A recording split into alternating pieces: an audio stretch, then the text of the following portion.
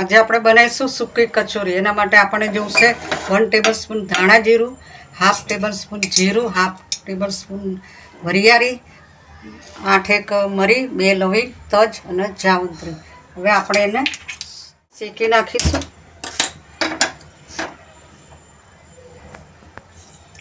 એમાં આપણે જોઈશે કાજુ, તલ, દ્રાક્ષ, સિંગદાણાનો ભૂક્કો, આ સેવ છે. સેવને આપણે મોટી મોટી ગ્રાઇન્ડ કરવાની છે અને આ ગોળ આંબલીનું પાણી છે. પછી બીજા મસાલા આપણે લાલ મરચું, હળદર, ચાટ મસાલો એ બધું નાખી હવે આપણે એને શેકીશું.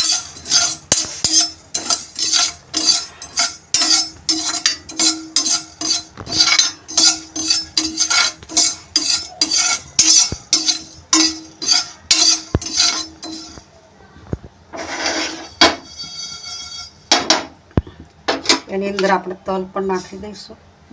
તલ બી શેકાઈ જાય.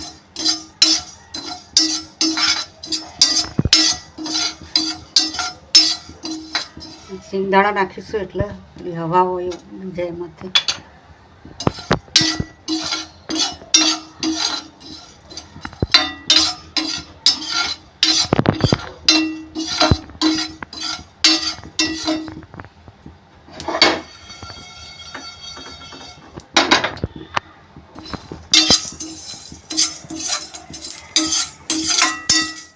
બંધ કરી દઈશું અને હલાઈ કરીશું.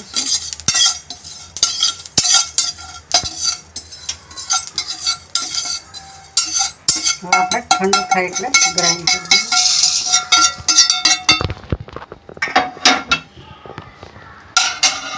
હવે આની અંદર જ આપણે ચમચી લાલ મરચું નાખીશું, હળદર નાખી દઈશું. સેવ મીઠાવાળી હોય એટલે આપણે મીઠો ઓછો લઈશું, એટલું મીઠું લઈશું. પછી આપણે એમાં ચાટ મસાલો નાખીશું.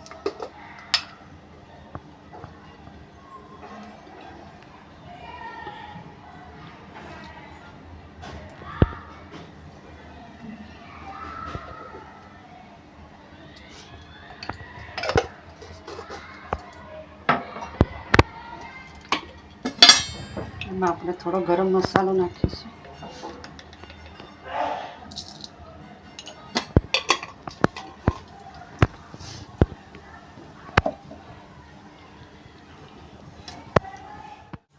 હવે મિક્સરમાં ગ્રાઇન્ડ કરી દઈશું.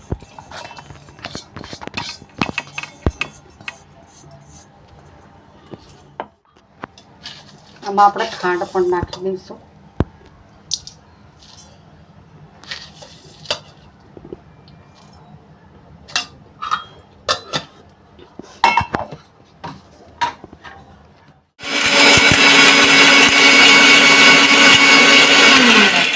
હવે આપણે જોઈ લઈશું બરોબર થઈ ગયું છે. હવે આપણે એને આમાં કાઢી લઈશું.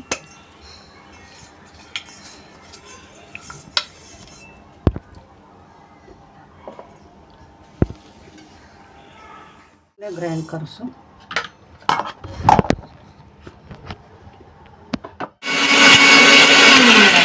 કરવાનો છે આ રીતના. આપણે મોરિયાના દાણા હોય ને એવું, બસ બહુ ઝીણો નથી કરવાનો.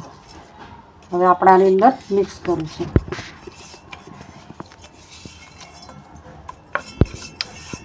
હવે આપણે આની અંદર કાજુ, દ્રાક્ષ બધું નાખી દઈશું. આ બધું આપણે મિક્સ કરીશું.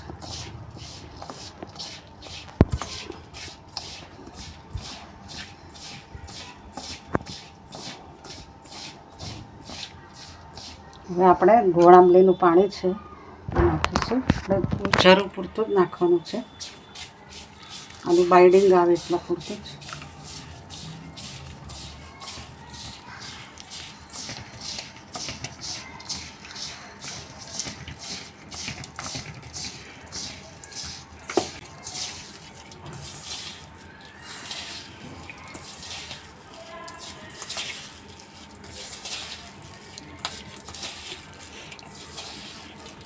સારી રીતની આપણે રીતનું બાઇડિંગ આવી ગયું છે.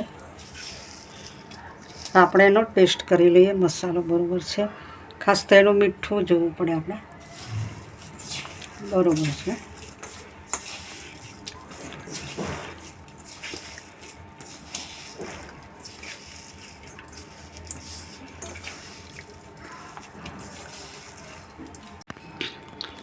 આવી રીતે એના બોલ્સ બનાવી દઈશું.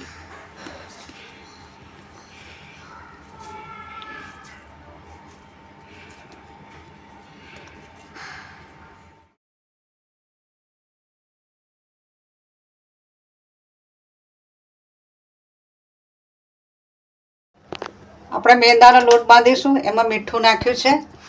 હવે આપણે એમાં મોયણ નાખશું, તેલનું ને ઘીનું બંને.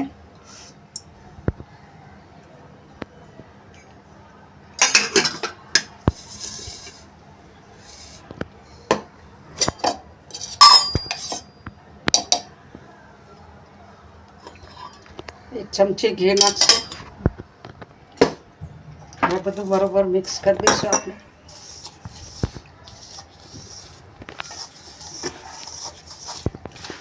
મુઠ્ઠી પડતું મોણથી થોડુંક વધારે હોય તો પણ વાંધો નહીં.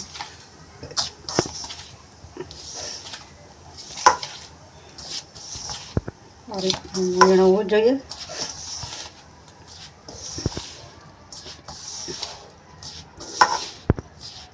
હવે આપણે લોટ બાંધીશું થોડું થોડું પાણી લઈને.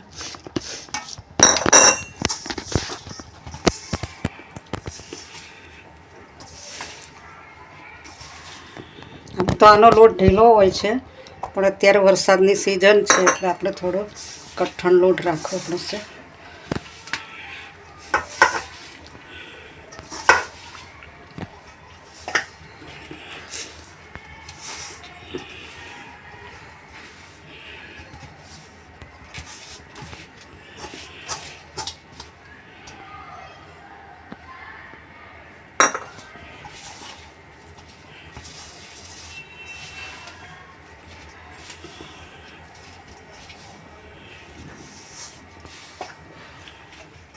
લોટ બંધાઈ ગયો છે. હવે આપણે ગુલ્લા કરી દઈશું.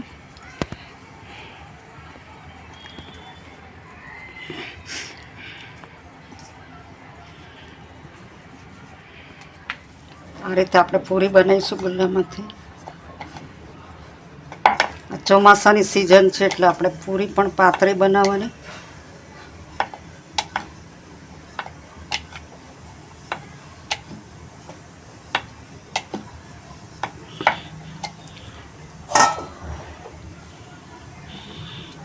આ રીતે આપણે અંદર મૂકી અને પેક કરવાનું.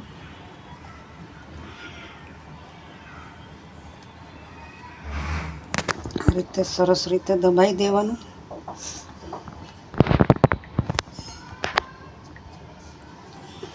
આ રીતે હાથમાં ગોળ ગોળ ફેરવી દેવાનું. આ રીતે વચ્ચેનો ભાગ સરખી રીતે દબાઈ દેવાનો. આ રીતે ગોળ ગોળ બનાવી દેવાનું.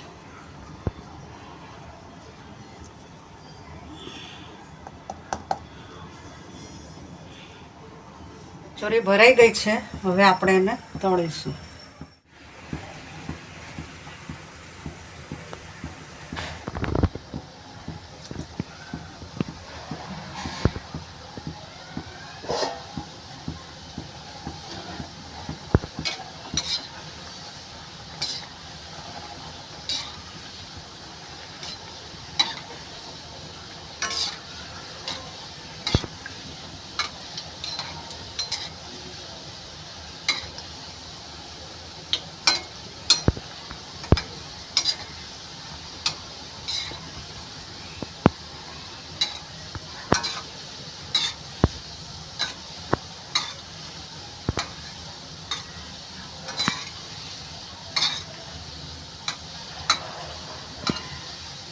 ઉપરનું પડ કડક થાય એવી તળવાનું. તળાઈ ગઈ છે આપણે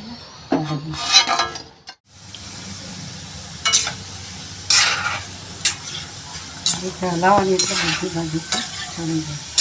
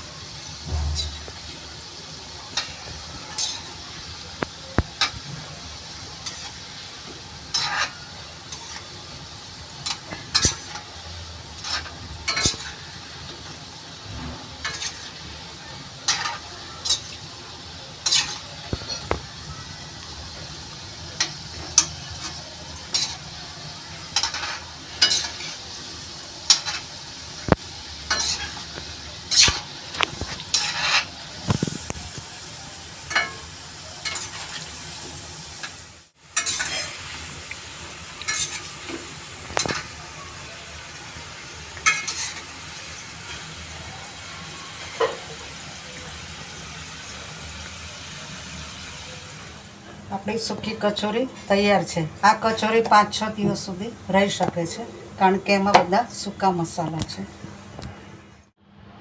આ કચોરી ચટણી વગર પણ ખાઈ શકાય છે.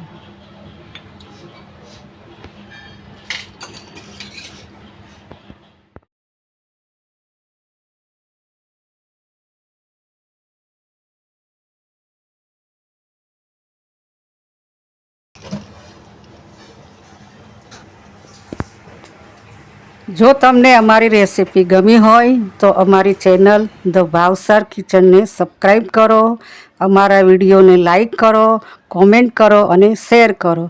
Thank you.